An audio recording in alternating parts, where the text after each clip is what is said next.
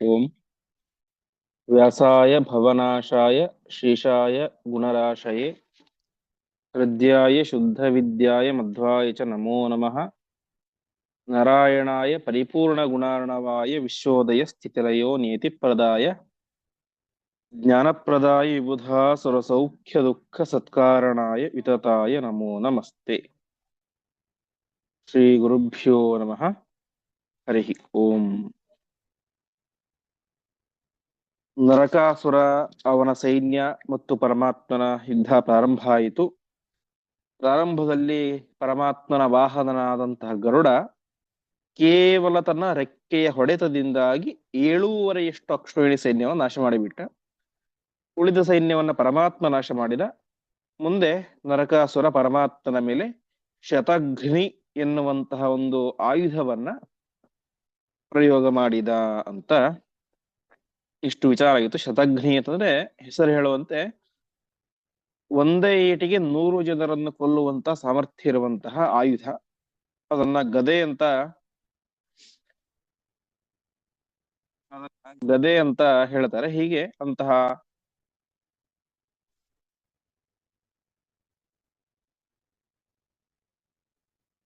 ಆ ಅಂತಹ ಶತಘ್ನಿ ಎನ್ನುವಂತಹ ಆಯುಧವನ್ನ ನರಕಾಸುರ ಪರಮಾತ್ಮನ ಮೇಲೆ ಪ್ರಯೋಗ ಮಾಡಿದ ಅಂತ ಇಷ್ಟು ವಿಚಾರ ಆಗಿತ್ತು. ಇಂದು 101ನೇ ಶ್ಲೋಕದಿಂದಾಗಿ ಪ್ರಾರಂಭ. ಅಚ್ಛೇದ್ಯೋ ಭೇದ್ಯೋ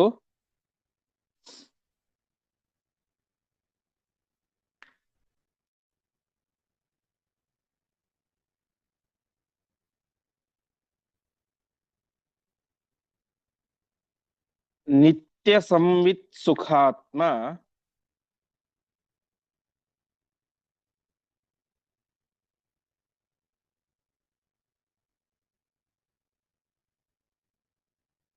ನಿತ್ಯಾವ್ಯಯ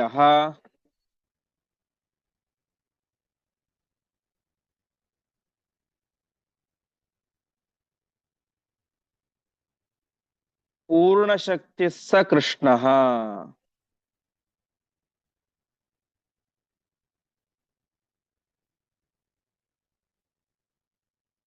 ನಿಗೀರ್ಯತಾಂ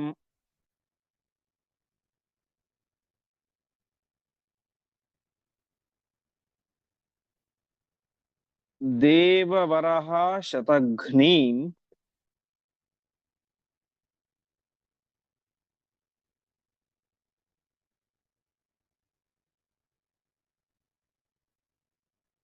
ನಿತ್ಯಾಶ್ರಾಂತೋ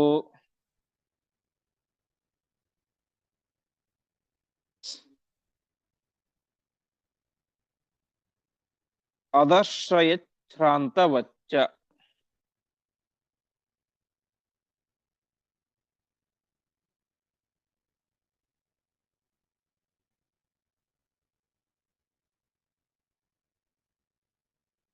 ಪದಚ್ಛೇದ. ಅಚ್ಛೇದ್ಯ ಅಭೇದ್ಯ ನಿತ್ಯ ಸಂವಿತ್ ಸುಖಾತ್ಮ ನಿತ್ಯಾವ್ಯಯ ಪೂರ್ಣಶಕ್ತಿ ಸಹ ಕೃಷ್ಣ. ನಿಗೀರ್ಯ ತಾಂ ದೇವವರಹ ಶತಘ್ನೀಂ ನಿತ್ಯಾಶ್ರಾಂತಃ ಅದರ್ಶಯತ್ ಶಾಂತವತ್ ಚ. ಈ ರೀತಿಯಾಗಿ ಶತಘ್ನಿ ಎನ್ನುವಂತಹ ಆಯುಧವನ್ನ ನರಕಾಸುರ ಪರಮಾತ್ಮನ ಮೇಲೆ ಪ್ರಯೋಗ ಮಾಡಿದ. ಪರಮಾತ್ಮ ಅದರಿಂದಾಗಿ ಹೊಡೆಸಿಕೊಂಡು ಶ್ರಮವಾದಂತೆ ತೋರಿಸಿಕೊಂಡ. ಆದರೆ ಪರಮಾತ್ಮ ಎಂಥವನು? ಅಚ್ಛೇದ್ಯ. ಛೇದ್ಯ ಅಂದ್ರೆ ಕತ್ತರಿಸೋದು ಅಂತ.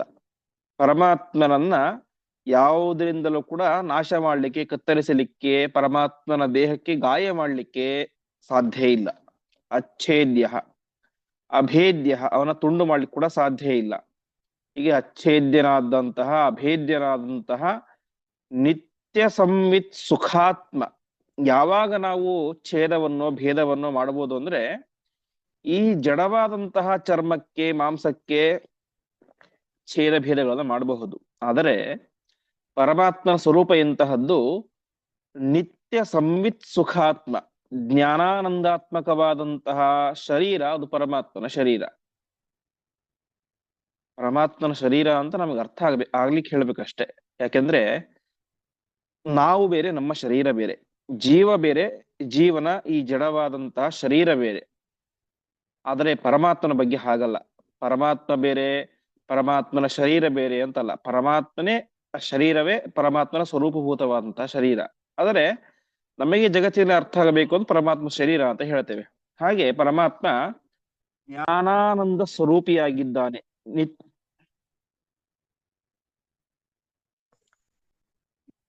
ಸ್ವರೂಪಿಯಾಗಿದ್ದಾನೆ. ನಿತ್ಯ ಸಂವಿತ್ ಸುಖಾತ್ಮ. ಅದು ಯಾವಾಗಲೂ ಒಂದ್ಸಲ ಅಂತಲ್ಲ, ನಿತ್ಯದಲ್ಲೂ ಕೂಡ ಜ್ಞಾನ ಆನಂದಗಳ ನಿತ್ಯ ಸಂವಿತ್. ಸಂವಿತ್ ಅಂದ್ರೆ ಜ್ಞಾನ, ಸುಖ.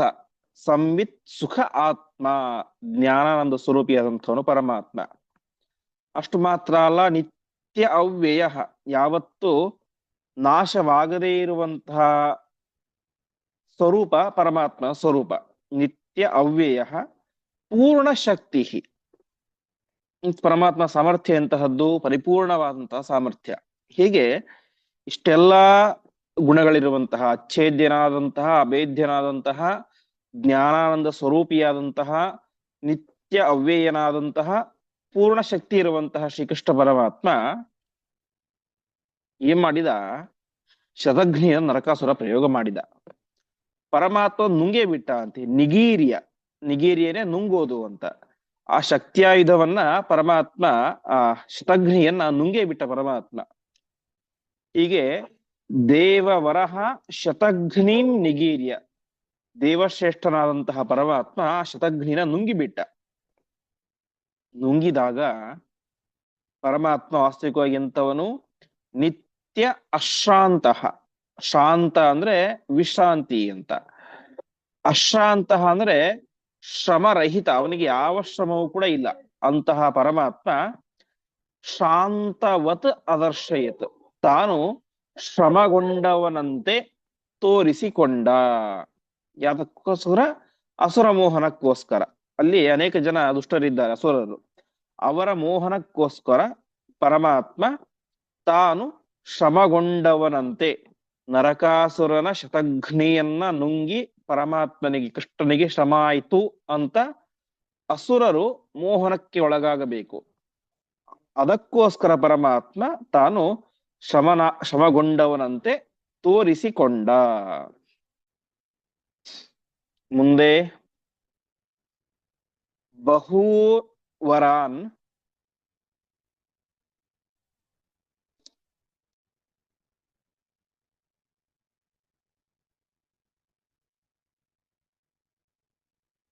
ಬ್ರಹ್ಮಣಃ ಅನ್ನೇಶ್ವಮೋಘಾನ್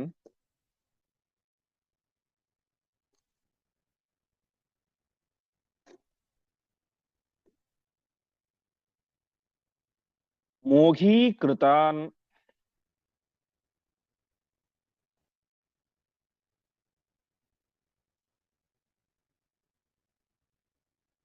ವೀಕ್ಷ್ಯ ಪರಾತ್ಪರೇಶಃ.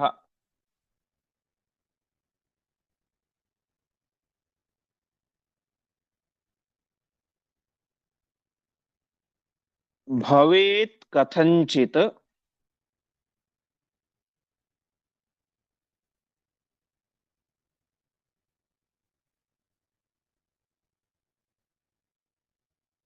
ಬಹುಮಾನೇನ ಯುಕ್ತ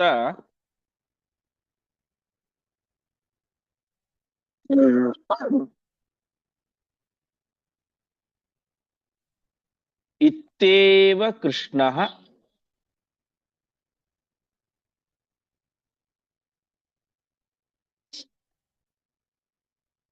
ಅದರ್ಶಯತ್ ಶಾಂತವತ್ಸಂ ಸ್ವಂ.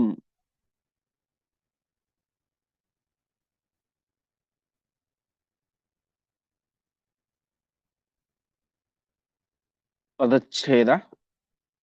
ಬಹೂನ್ ವರಾನ್ ಬ್ರಹ್ಮಣಃ ಅನ್ಯೇಷು ಅಮೋಘಾನ್ ಮೋಘೀಕೃತಾನ್ ವೀಕ್ಷ್ಯ ಪರಾತ್ಪರೇಶಃ ಭವೇತ್ ಕಥಂಚಿತ್ ಬಹುಮಾನೇನ ಯುಕ್ತಃ ಇತಿ ಏವ ಕೃಷ್ಣ ಅದರ್ಶಯತ್ ಶಾಂತವತ್ ಸ್ವಂ.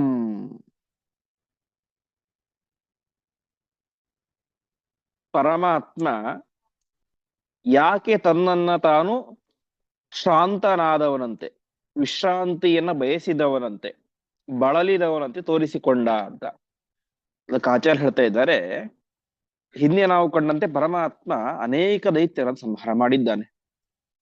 ಸಾಮಾನ್ಯವಾಗಿ ದೈತ್ಯರು ಅಂತಂದ್ರೇನೆ ವರದಿಂದಾಗಿ ಕೊಬ್ಬಿದಂಥವ್ರು. ಒಬ್ಬ ಕವಿ ಒಂದ್ ಕಡೆ ಹೇಳ್ತಾನೆ, ಈ ಬ್ರಹ್ಮದೇವರಿಗೆ ಮತ್ತು ರುದ್ರದೇವರಿಗೆ ದುಷ್ಟರ ಮೇಲೆ ಯಾಕೆ ಅಷ್ಟು ಪ್ರೀತಿ ಇರೋ ಗೊತ್ತಿಲ್ಲ ಅಂತ ಹೇಳ್ತಾನೆ. ಯಾಕೆಂದ್ರೆ ನಾ ಇತಿಹಾಸದಲ್ಲಿ ಕಂಡಾಗ, ರಾಮಾಯಣ ಮಹಾಭಾರತ ಕಂಡಾಗ ಎಲ್ಲ ದುಷ್ಟರಿಗೂ ಕೂಡ ರುದ್ರದೇವರವರ, ಬ್ರಹ್ಮದೇವರವರ. ನಾ ಇಲ್ಲೇ ನೋಡ್ತೀವಿ ತಾತ್ಪರ್ಯದಲ್ಲಿ, ಎಲ್ಲಿ ಎಷ್ಟು ಕಡೆ ನೋಡ್ತೇವೆ, ಎಲ್ಲರಿಗೂ ಬ್ರಹ್ಮದೇವರವರ, ಎಲ್ಲರಿಗೂ ರುದ್ರದೇವರವರ. ಹಾಗಾಗಿ ಆ ಕ್ಷೇಮೇಂದ್ರ ಅಂತ ಒಬ್ಬ ಕವಿ, ಅವನು ಒಂದ್ ಕಡೆ ಹೇಳ್ತಾನೆ, ಇಲ್ಲಿ ಭಾರಿ ಪ್ರೀತಿ ಬ್ರಹ್ಮದೇವರಿಗೆ, ರುದ್ರದೇವರಿಗೆ, ಅಸುರದ ಮೇಲೆ ಅಂತ ಆ ರೀತಿ ಸ್ವಲ್ಪ ಕವಿತ್ವ ಶೈಲಿಯಲ್ಲಿ ಹೇಳ್ತಾನೆ. ಹಾಗೆ ಬ್ರಹ್ಮದೇವರ ಅನೇಕ ವರಗಳನ್ನ, ಅನೇಕ ದೈತ್ಯರ ಸಂಹಾರದ ಮೂಲಕ ಪರಮಾತ್ಮ ಏನ್ ಮಾಡಿದ್ದ, ಅನ್ಯೇಷು ಮೋಘಾನ್,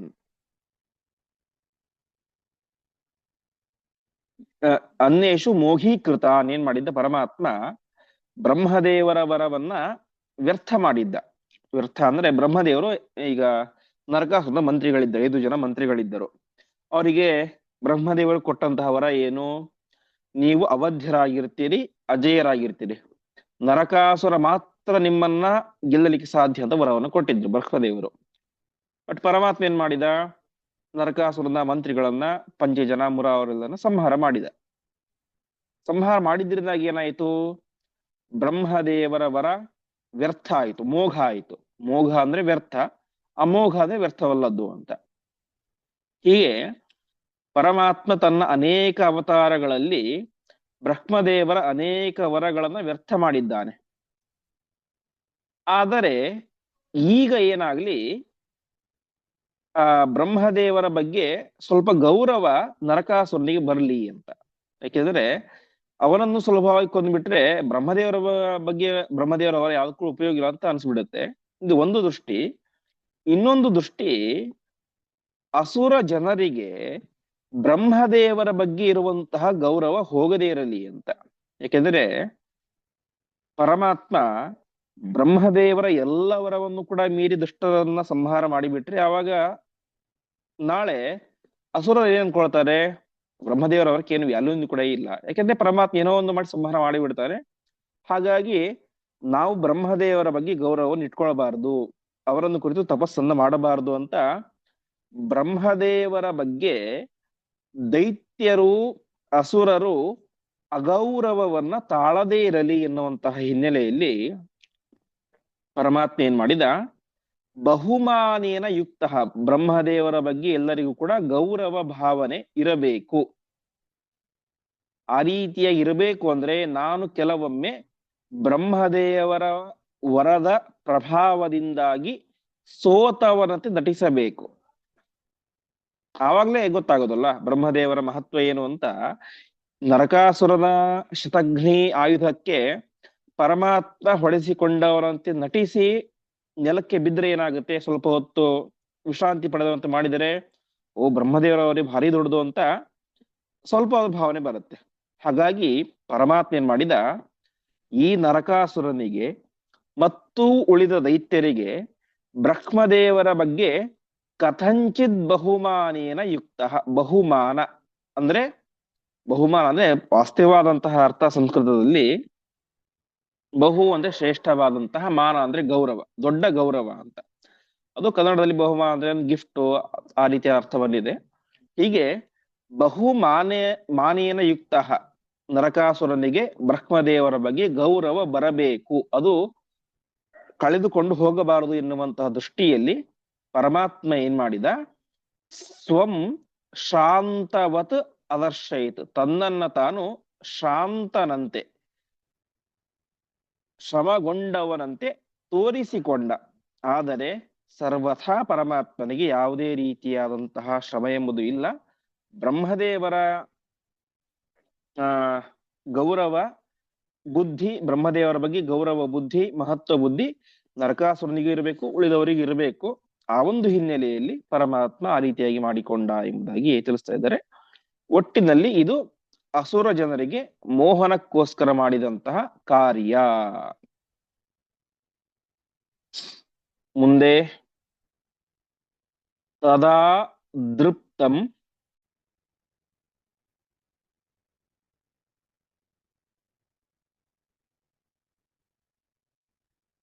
ನರಕಂ ವೀಕ್ಷ್ಯ ದೇವಿ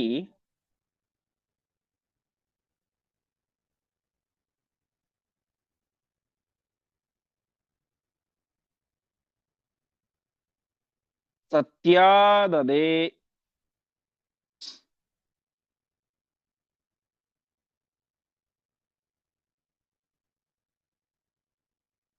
ಕಾರ್ಮುಕಂ ಶಾರ್ಂಗಸನ್ಯಂ.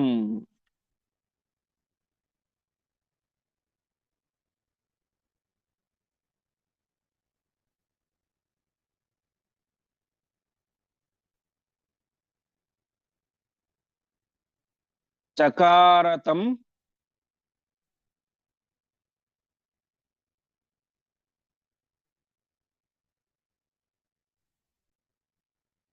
ಯತಮಾನಂ ಚ ಭೌಮಂ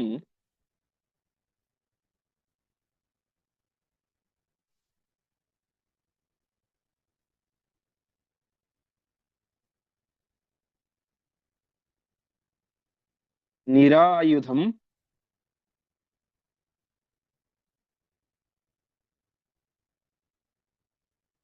ವಿರಥಂ ಚ ಕ್ಷಣೇನ.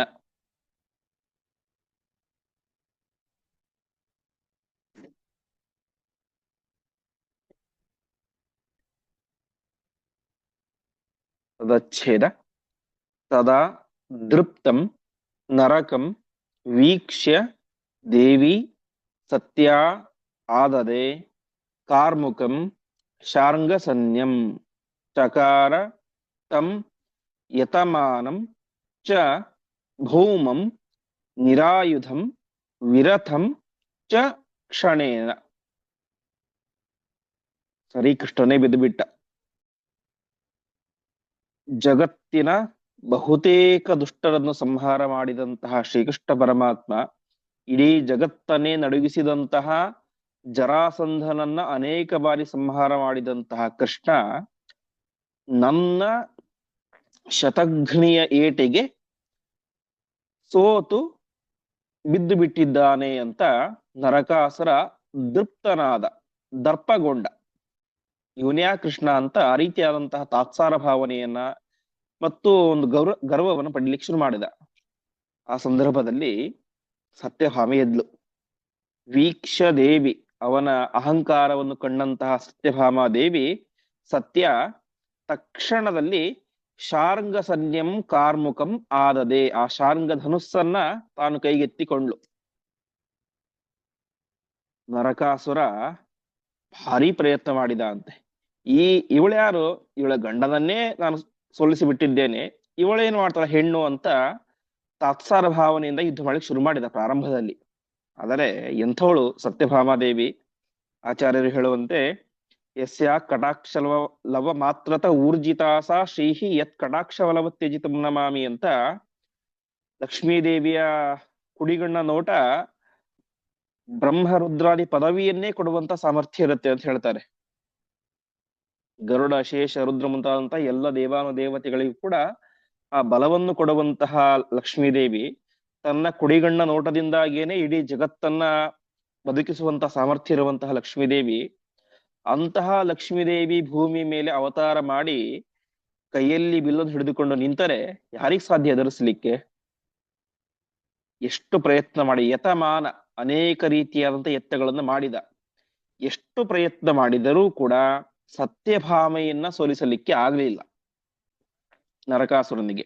ಆ ಸತ್ಯಭಾಮಾ ದೇವಿ ಆ ಭೌಮನನ್ನ, ಭೂಮಿ ಪುತ್ರನಾದಂತಹ ನರಕಾಸುರನನ್ನ ಕ್ಷಣೇನ, ತತ್ಕ್ಷಣದಲ್ಲಿ ವಿರಥಂ ನಿರಾಯುಧಂ ಚಕ್ಕಾರ, ಅವನ ಅರ್ಥವನ್ನು ನಾಶ ಮಾಡಿದಳು, ಅವನ ಆಯುಧವನ್ನು ನಾಶ ಮಾಡಿದಳು.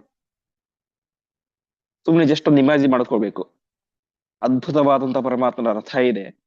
ಆ ರಥದಲ್ಲಿ ಪರಮಾತ್ಮ ತಾನು ಮೂರ್ಛೆಗೊಂಡವನಂತೆ ಕೆಳಗಡೆ ಮಲಗಿಕೊಂಡು ಬಿಟ್ಟಿದ್ದಾನೆ.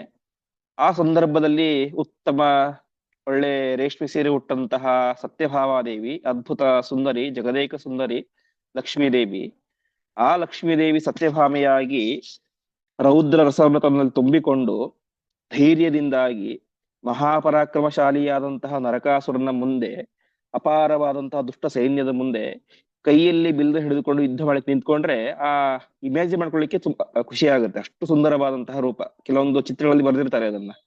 ಆ ಪರಮಾತ್ಮ ಕೆಳಗಡೆ ಅಲ್ಲಿ ಮಲಗಿಕೊಂಡಿರ್ತಾನೆ. ಈ ಹೆಣ್ಣು ಸತ್ಯಭಾಮೆ ಕೈಯಲ್ಲಿ ಬಿಲ್ಲು ಹಿಡಿದುಕೊಂಡು ಒಳ್ಳೆ ಮುಖದಲ್ಲಿ ವೀರರಸ ಆದ್ರಿಂದ ತುಂಬಿರ್ತಾಳೆ. ಹಾಗೆ ಲಕ್ಷ್ಮೀದೇವಿ ಅದ್ಭುತವಾಗಿ ಯುದ್ಧವನ್ನು ಮಾಡಿ ಆ ನರಕಾಸುರನನ್ನ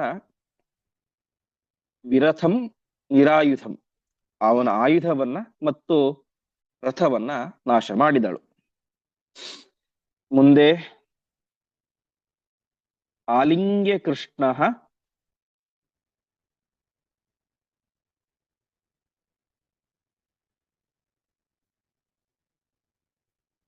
ಸತ್ಯಭಾಮಾಂ ಪುನಶ್ಚ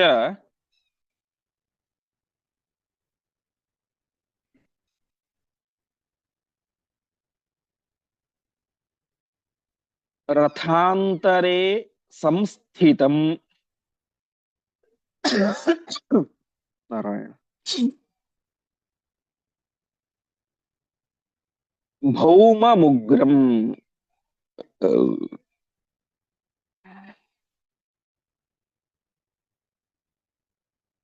ಸೃಜಂತಮಸ್ತ್ರಾಣಿ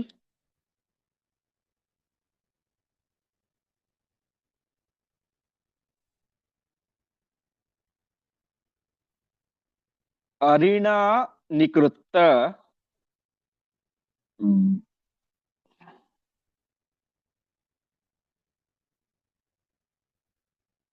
ಸ್ಕಂಧಂ ಮೃತ್ಯೋಃ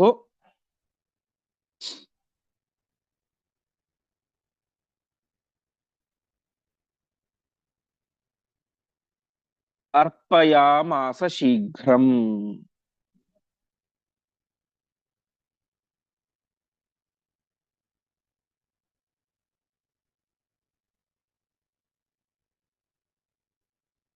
ಪದಚ್ಛೇದ. ಆಲಿಂಗ್ಯ ಕೃಷ್ಣ ಸತ್ಯಭಾಮಾಂ ಪುನಃ ಚ ರಥಾಂತರೆ ಸಂಸ್ಥಿತಂ ಭೌಮಂ ಉಗ್ರಂ ಸೃಜಂತಂ ಅಸ್ತ್ರಾಣಿ ಅರಿಣಾ ನಿಕೃತ್ತ ಸ್ಕಂಧಂ ಮೃತ್ಯೋಃ ಅರ್ಪಯಾಮಾಸ ಶೀಘ್ರಂ. ಕೊನೆಗೆ ಹರಿವಂಶದಲ್ಲೆಲ್ಲ ಹೇಳುವಂತೆ ಆ ಸತ್ಯಭಾಮಾದೇವಿ ಕೂಡ ಸ್ವಲ್ಪ ಆಯಾಸಗೊಂಡಂತೆ ನಟನೆ ಮಾಡ್ತಾಳಂತೆ. ಆವಾಗ ಪರಮಾತ್ಮ ಸತ್ಯಭಾಮಾದೇವಿಯನ್ನ ಆಲಿಂಗನ ಮಾಡಿಕೊಂಡ. ಅವಳ ಶ್ರಮವು ಕೂಡ ಪರಿಹಾರ ಆಯಿತಂತೆ ತೋರಿಸಿಕೊಂಡ್ಲು. ಇಬ್ಬರಿಗೂ ಶ್ರಮ ಇಲ್ಲ. ಕೊನೆಗೆ ಪರಮಾತ್ಮ ಏನ್ ಮಾಡಿದ, ಈಗ ಸತ್ಯಭಾಮಾದೇವಿ ಬಾಣಗಳನ್ನ ಪ್ರಯೋಗ ಮಾಡಿ ನರಕಾಸುರನ ರಥವನ್ನ ನಾಶ ಮಾಡಿಬಿಟ್ಟಿದ್ದಾಳೆ.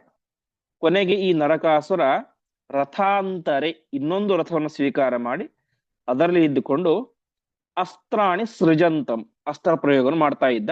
ಅಂತಹ ಆ ಒಂದು ಉಗ್ರನಾದಂತಹ ನರಕಾಸುರನನ್ನ ಪರಮಾತ್ಮ ಅರಿಣ ಚಕ್ರದಿಂದಾಗಿ ನಿಕೃತ್ತ ಸ್ಕಂಧಂ ಅವನ ತಲೆಯನ್ನ ಕತ್ತರಿಸಿ ಅವನನ್ನ ಶೀಘ್ರಂ ಮೃತ್ಯೋಹು ಅರ್ಪಯಾಮಾಸ ಆದಷ್ಟು ಬೇಗ ಮೃತ್ಯುವಿಗೆ ಒಪ್ಪಿಸಿದ, ಅರ್ಥಾತ್ ಅವನ ಸಂಹಾರವನ್ನು ಮಾಡಿದ. ಹೀಗೆ ಜಗತ್ತಿಗೆ ದೊಡ್ಡ ಕಂಟಕನಾದಂತಹ ಮಹಾದುಷ್ಟನಾದಂತಹ ನರಕಾಸುರನನ್ನ ಪರಮಾತ್ಮ ಸಂಹಾರ ಮಾಡಿದ.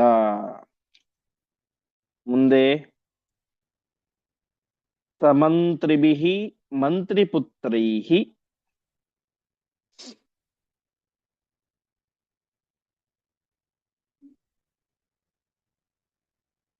ಸಮೇತೋ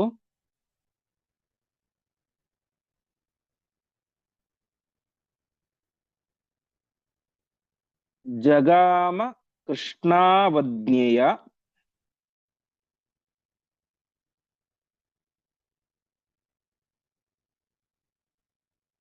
ಅಂಧಂ ತಮಶ್ಚ.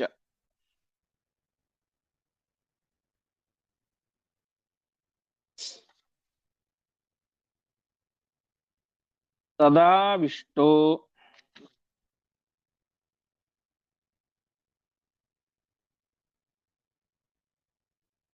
ವಾಯುರಗಾಚ್ಚ ಕೃಷ್ಣಂ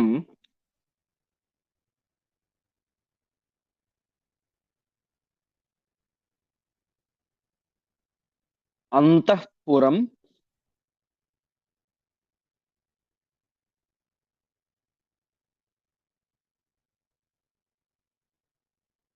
ಪ್ರಾವಿಶತ್ ಸತ್ಯ ಏಷಃ.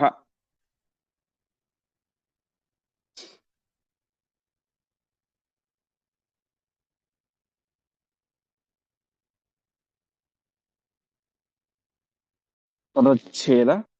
ಸಹ ಮಂತ್ರಿಭಿಃ ಮಂತ್ರಿಪುತ್ರೈಃ ಸಮೇತಃ ಜಗಾಮ ಕೃಷ್ಣಾವಜ್ಞೆಯ ಅಂಧಂ ತಮಃ ಚ.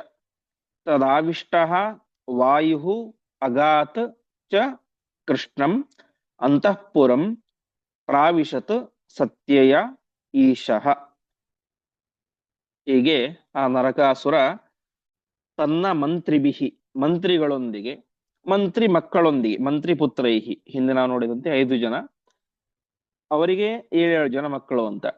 ಪರಮಾತ್ಮ ಅವನಿಗೆ ಮುರಾರಿ ಅಂತ ಹೆಸರು. ಯಾಕೆ ಮುರಾರಿ ಅಂತಂದ್ರೆ, ಇಲ್ಲೊಬ್ಬ ಮುರ ಅಂತಿದ್ನಲ್ಲ, ಆ ಮುರಾಪೀಠ ಅಂತ, ಆ ಮುರನೆಂಬಂತಹ ದೈತ್ಯದನ್ನು ಸಂಹಾರ ಮಾಡಿದ, ಹಾಗಾಗಿ ಪರಮಾತ್ಮನಿಗೆ ಮುರಾರಿ ಅಂತ ಹೆಸರು. ಹೀಗೆ ಪರಮಾತ್ಮ ಅವರೆಲ್ಲರನ್ನು ಕೂಡ ಸಂಹಾರ ಮಾಡಿದಾಗ ಆ ನರಕಾಸುರ ಮಂತ್ರಿಭಿಹಿ ಮಂತ್ರಿಪುತ್ರೈಹಿ ಸಮೇತಃ ಅವರೊಂದಿಗೆ ಕೂಡಿಕೊಂಡು ಅಂಧಂತಮಃ ಅಂಧಂತಮಸ್ಸಿಗೆ ಹೋದ. ತದಾವಿಷ್ಟ, ಆ ನರಕಾಸುರದಲ್ಲಿ ಅಷ್ಟು ಬಲ ಬರ್ಲಿಕ್ಕೆ ಕಾರಣ ಏನು ಅಂತಂದ್ರೆ, ಅಲ್ಲಿ ವಾಯುದೇವರ ಸನ್ನಿಧಾನ ಇತ್ತು ಅಂತೆ. ತದಾವಿಷ್ಟ ವಾಯು, ಅವರಲ್ಲಿದ್ದಂತಹ ಒಳ್ಳೆಯ ಜೀವ, ಸಜ್ಜೀವ ವಾಯುದೇವರು, ಅವರು ಕೃಷ್ಣಂ ಅಗಾತ್, ಕೃಷ್ಣನಲ್ಲಿ ಪ್ರವೇಶವನ್ನು ಮಾಡಿದರು. ಇಲ್ಲಿ ಮಹಾಭಾರತದಲ್ಲಿ ಬರುತ್ತೆ, ಈ ನರಕಾಸುರ ಸತ್ತಾಗ ಭೂದೇವಿಗೆ ತುಂಬಾ ದುಃಖ ಆಗುತ್ತೆ. ಎಷ್ಟೇ ದುಷ್ಟನಾಗಿದ್ರು ಮಗ ತಾನೆ, ಹೆತ್ತಾಯಿಗೆ ಹೆಗ್ಗಣನ್ನು ಮುದ್ದನ್ನು ಕೇಳ್ತೀವಿ. ಹಾಗೆ ತುಂಬಾ ದುಃಖ ಆಯಿತು. ಆ ಸಂದರ್ಭದಲ್ಲಿ ಆ ಪರಮಾತ್ಮ ಅಲ್ಲಿ ಏನ್ ಮಾಡ್ತಾನೆ, ಆ ಭೂದೇವಿಗೆ ಸಾಂತ್ವನ ಹೇಳ್ತಾನೆ ಅಂತೆ. ಅಲ್ಲಿ ಹೇಳ್ತಾರೆ, ತ್ವತ್ಪ್ರಭಾವಾಚ್ಯತೆ ಪುತ್ರ ಲಬ್ಧವಾನ್ ಗತಿಮುತ್ತಮಾಂ ಅಂತ. ಸರಿ, ನಿನ್ ಮಗ ದುಷ್ಟ ಆಗಿರ್ಬೋದು, ಆದ್ರೆ ನೀನು ಒಳ್ಳೆಯವಳಲ್ಲ, ಹಾಗಾಗಿ ತ್ವತ್ ಪ್ರಭಾವಾತ್, ನಿನ್ನ ಪ್ರಭಾವದಿಂದಾಗಿ ನಿನ್ನ ಮಗ ಉತ್ತಮ ಲೋಕಕ್ಕೆ ಹೋದ ಅಂತ ಹೇಳ್ತಾರೆ. ಅದೇ ಹೋಲಿ ಸಾಧ್ಯ ನರಕಾಸುರ ಮಹಾದೈತ್ಯನ ಅಂತ ಹೇಳಿದ್ರೆ, ಅದಕ್ಕೆ ಆಚಾರ್ಯ ಇಲ್ಲಿ ನಿರ್ಣಯವನ್ನು ಕೊಡ್ತಾ ಇದ್ದಾರೆ. ಏ ಪುತ್ರ ಅಂದ್ರೆ ಸಾಕ್ಷಾತ್ತಾಗಿ ನರಕಾಸುರ ಅಲ್ಲ, ಅಲ್ಲಿ ಆವೇಶವನ್ನು ಇಟ್ಟಂತಹ ವಾಯುದೇವರು ಉತ್ತಮ ಗತಿಗೆ ಹೋದ್ರು. ಅವರಿಗೆ ಉತ್ತಮ ಗತಿ ಆಗೇ ಆಗುತ್ತೆ. ಅಂದ್ರೆ ಆ ಮಹಾಭಾರತದ ಮಾತಿನ ಸ್ವಾರಸ್ಯವನ್ನು ಆಚಾರ್ಯರು ಇಲ್ಲಿ ತಿಳಿಸ್ತಾ ಇದ್ದಾರೆ. ಅಲ್ಲಿ ಪರಮಾತ್ಮ ನಿನ್ನ ಮಗ ಉತ್ತಮ ಗತಿಯನ್ನು ಹೊಂದಿದ ಅಂತ ಹೇಳಿದ್ರೆ, ನಿನ್ನ ಮಗನಲ್ಲಿ ಆವಿಷ್ಟರಾದಂತಹ ವಾಯುದೇವರು ಉತ್ತಮ ಗತಿಯನ್ನು ಹೊಂದಿದರು ಅಂತ ತಾತ್ಪರ್ಯ. ಹೀಗೆ ತದಾವಿಷ್ಟ ವಾಯು ಅಗಾತ್ ಕೃಷ್ಣಂ, ಕೃಷ್ಣನಲ್ಲಿಯೇ ಪ್ರವೇಶ ಮಾಡಿದರು. ಈ ರೀತಿಯಾಗಿ ಎಲ್ಲ ಸಂಹಾರ ಎಲ್ಲ ಆದ ಮೇಲೆ ಆ ಶ್ರೀಕೃಷ್ಣ ಪರಮಾತ್ಮ ಸತ್ಯಯ, ಸತ್ಯಭಾಮಾದೇವಿಯೊಂದಿಗೆ ಸೇರಿಕೊಂಡು ಅಂತಃಪುರಂ ಪ್ರಾವಿಶತ್, ಆ ನರಕಾಸುರನ ಅಂತಃಪುರವನ್ನ, ಪ್ರಾಗ್ಜ್ಯೋತಿಷ ಪುರದಲ್ಲಿ ಇದ್ದಂತಹ ಅಂತಃಪಟ್ಟಣವನ್ನ ಪ್ರವೇಶ ಮಾಡಿದ. ಮುಂದೆ ತದಾ ಭೂಮಿ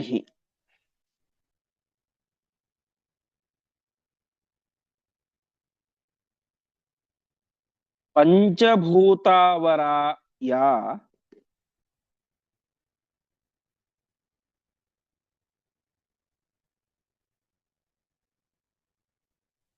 ಯಸ್ಯಾಂ ಜಜ್ಞೆ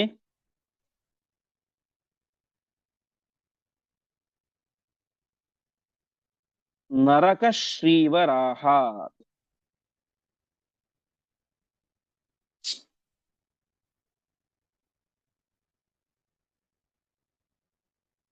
ಮೂಲ ಪ್ರಕೃತಿ ಇತ್ಯೈವ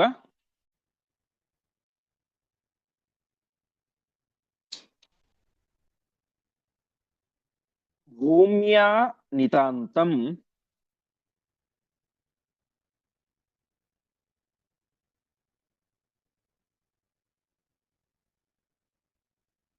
ಆವಿಷ್ಟಾ ಯಾ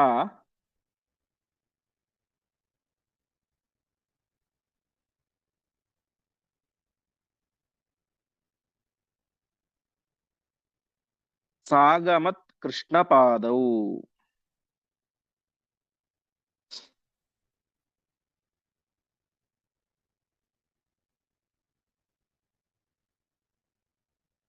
ಪದಚ್ಛೇದ. ತದಾ ಭೂಮಿಃ ಪಂಚಭೂತಾವರ ಯ ಯಸ್ಯಾಂ ಜಜ್ಞೆ ನರಕಃ ಶ್ರೀವರಾಹಾತ್ ಮೂಲ ಪ್ರಕೃತ್ಯಾ ಏವ ಭೂಮ್ಯಾಃ ನಿತಾಂತಂ ಭೂಮ್ಯಾ ನಿತಾಂತಂ ಆವಿಷ್ಟ ಯಾ ಸ ಅಗಮತ್ ಕೃಷ್ಣಪಾದೌ. ಕೃಷ್ಣ ನರಕಾಸುರ ಸಂಹಾರ ಮಾಡಿದ. ಈ ನರಕಾಸುರ ಯಾರು? ಪರಮಾತ್ಮ ಮತ್ತು ಭೂದೇವಿಯರ ಮಗ ಅಂತ. ಈ ಭೂದೇವಿ ಅಂದ್ರೆ ಯಾರು ಅಂತ ಆಚಾರ್ಯ ನಿರ್ಣಯವನ್ನು ಕೊಡ್ತಾ ಇದ್ದಾರೆ. ಭೂದೇವಿ ಅಂದ ತಕ್ಷಣ ನಾವು ಸಾಕ್ಷಾತ್ ಆಗಿ ಶ್ರೀ ಭೂ ದುರ್ಗಾತ್ಮಗಳಾದಂತಹ ಭೂದೇವಿ ಸಾಕ್ಷಾತ್ ಲಕ್ಷ್ಮೀ ದೇವಿಯ ಮಗನೇ ನರಕಾಸುರ ಅಂತ ತಪ್ಪು ಭಾವಿಸಬಾರದು ಅಂತ ಆಚಾರ್ಯರು ಇಲ್ಲಿ ನಿರ್ಣಯವನ್ನು ಕೊಡ್ತಾ ಇದ್ದಾರೆ. ಇನ್ನು ಸಾಕ್ಷಾತ್ ಆಗಿ ಭೂದೇವಿಯ ಮಗ ಅಲ್ಲ ಅಂತ, ಅಂದ್ರೆ ಲಕ್ಷ್ಮೀ ಸ್ವರೂಪವಾದಂತ ಭೂದೇವಿಯ ಮಗನಲ್ಲ. ಮತ್ಯಾರು? ಪಂಚಭೂತಾವರ ಭೂಮಿಹಿ. ಪಂಚಭೂತಗಳಿದ್ದಾವೆ, ಪೃಥ್ವಿ ಅಪು ತೇಜಸ್ಸು ವಾಯು ಆಕಾಶ ಅಂತ. ಅದರಲ್ಲಿ ಕೊನೆಯದ್ದು ಭೂಮಿ ಅಂತ. ವಾಸ್ತವಿಕವಾಗಿ ಆ ಭೂಮಿ ಹುಟ್ಟಿದ್ದು ಕೊನೆಗೆ. ಆಕಾಶಾತ್ ವಾಯು ವಾಯೋರಗ್ನಿ ಅಗ್ನೇರಾಪಃ ಅಧ್ಯ ಪೃಥಿವಿ ಪೃಥಿವಿಯ ಮೋಷದಯ ಅಂತ ಕೊನೆಗೆ ಹುಟ್ಟಿದ್ದು ಪೃಥ್ವಿ ತತ್ವ. ಹಾಗಾಗಿ ಪಂಚಭೂತಗಳಲ್ಲಿ ಕೊನೆಯದು ಯಾವುದು? ಈ ಭೂತತ್ವ. ಹೀಗೆ ಪಂಚಭೂತ ಅವರ ಅಂದ್ರೆ ಕೊನೆಯದ್ದು ಅಂತ. ಹೀಗೆ ಪಂಚಭೂತಗಳಲ್ಲಿ ಕೊನೆಯವಳಾದಂತಹ ಯಾ ಭೂಮಿ ಭೂದೇವಿ ಇದ್ದಾಳಲ್ಲ, ಆ ಭೂದೇವಿ ಮತ್ತು ಶ್ರೀ ವರಾಹ ದೇವರಿಂದಾಗಿ ಈ ನರಕಾಸುರ ಹುಟ್ಟಿದ್ದು. ಜಜ್ಞೆ ಹುಟ್ಟಿದಂಥವನು ನರಕಾಸುರ ಅಲ್ಲ. ಈ ಭೂದೇವಿಗೆ ಅಂದ್ರೆ ನೆಲಕ್ಕೆ ಅಭಿಮಾನಿಯಾದಂತಹ ಭೂದೇವಿಗೆ ಪರಮಾತ್ಮನ ಪತ್ನಿಯಾಗುವಂತಹ ಮಗನನ್ನು ಪಡೆಯುವಂತಹ ಅವಕಾಶ ಹೇಗ್ ಬಂತು ಅಂತಂದ್ರೆ, ಆ ಭೂದೇವಿಯಲ್ಲಿ ಮೂಲ ಪ್ರಕೃತ್ಯಾ ಭೂಮ್ಯ ನಿತಾಂತಂ ಆವಿಷ್ಟ. ಮೂಲ ಪ್ರಕೃತಿ ಅರ್ಥಾತ್ ಮಹಾಲಕ್ಷ್ಮೀ ದೇವಿ, ಆ ಮಹಾಲಕ್ಷ್ಮೀ ದೇವಿಯ ಭೂರೂಪ ಅಲ್ಲಿ ನಿತಾಂತಂ ಆವಿಷ್ಟ, ವಿಶೇಷ ಆವೇಶ ಅಲ್ಲಿ ಇತ್ತು ಅಂತ. ಅಂತಹ ಭೂದೇವಿ ಬಂದು ಪರಮಾತ್ಮನ ಪಾದಗಳಿಗೆ ಅಗಮತ್ ನಮಸ್ಕಾರ ಮಾಡಿದಳು ಅಂತ. ಹುಟ್ಟಿದಲ್ಲಿ ಆಚಾರ್ಯರು ಕೊಡುವ ನಿರ್ಣಯ ಇಷ್ಟು. ಈ ನರಕಾಸುರ ಸಾಕ್ಷಾತ್ ಆಗಿ ಭೂದೇವಿ ಅರ್ಥಾತ್ ಮಹಾಲಕ್ಷ್ಮಿ ಸ್ವರೂಪವಾದಂತಹ ಭೂದೇವಿಯ ಮಗ ಅಲ್ಲ, ಹೊರತು ಭೂಮಿಗೆ ಅಭಿಮಾನಿನಿಯಾದಂತಹ ಭೂದೇವಿ ಏನಿದ್ದಾಳೆ ಅವಳ ಮತ್ತು ವರಾಹ ದೇವರ ಮಗ. ಅವಳಲ್ಲಿ ಆ ಪರಮಾತ್ಮನ ಮೂಲಕ ಮಗ ಹುಟ್ಲಿಕ್ಕೆ ಸಾಧ್ಯ ಆಯಿತು ಅಂದ್ರೆ ಆ ಭೂದೇವಿಯಲ್ಲಿ ಈ ಭೂದೇವಿಯ ಮಹಾಲಕ್ಷ್ಮೀ ದೇವಿ ಏನು ಭೂ ಅನ್ನುವಂತ ಸ್ವರೂಪ ಇದೆ, ಶ್ರೀ ಭೂ ದುರ್ಗ ರಜೋಗುಣಕ್ಕೆ ಅಭಿಮಾನಿನಿಯಾದಂತಹ ಏನು ಭೂ ಎನ್ನುವಂತಹ ರೂಪ ಇದೆ, ಆ ಭೂ ಎನ್ನುವಂತಹ ರೂಪ ಈ ಭೂದೇವಿಯಲ್ಲಿ ವಿಶೇಷವಾದಂತಹ ಆವೇಶವನ್ನು ಇಟ್ಟಿತ್ತು. ಅದರಿಂದಾಗಿ ಅಲ್ಲಿ ಪರಮಾತ್ಮ ತಾನು ಸಂತಾನವನ್ನು ನೀಡಿದ್ದ, ನರಕಾಸುರನ ಒಂದು ಸಂತಾನವನ್ನ. ಹಾಗಾಗಿ ಅಂತಹ ಭೂದೇವಿ ಬಂದು ಪರಮಾತ್ಮನ ಪಾದಗಳಿಗೆ ನಮಸ್ಕಾರ ಮಾಡಿದಳು ಎಂಬುದಾಗಿ ತಿಳಿಸ್ತಾ ಇದ್ದಾರೆ. ಮತ್ತೆ ಮುಂದೆ ಪರಮಾತ್ಮ ನರಕಾಸುರನ ಮಗನಾದಂತಹ ಭಗದತ್ತನಿಗೆ ಪಟ್ಟಾಭಿಷೇಕಾಧಿಕಾರಿಗಳನ್ನ ಮಾಡ್ತಾನೆ. ಆ ಚಿಂತನೆಯನ್ನು ಮತ್ತೆ ನಾವು ನಾಳೆಯ ಪಾಠದಲ್ಲಿ ನೋಡೋಣ ಎಂಬುದಾಗಿ ಹೇಳ್ತಾ ಇಂದಿನ ಪಾಠವನ್ನ ಶ್ರೀಕೃಷ್ಣಾರ್ಪಣಮಸ್ತು.